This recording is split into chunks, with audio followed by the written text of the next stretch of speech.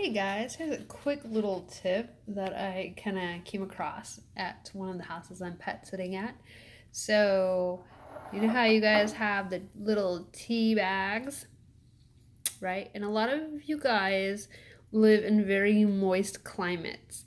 So, this is true, it's a glass jar, but glass jars are awesome, despite them being able to be broken.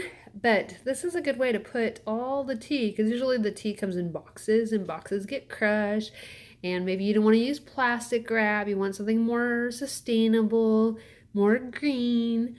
So you can just take food jars and put your tea bags in that, and it'll keep them not only fresh, but also keep the moisture out. And for those of you that buy like the Starbucks instant coffee, same thing. Kind of helps keep them all together. Kind of looks really pretty if you have it out, you know.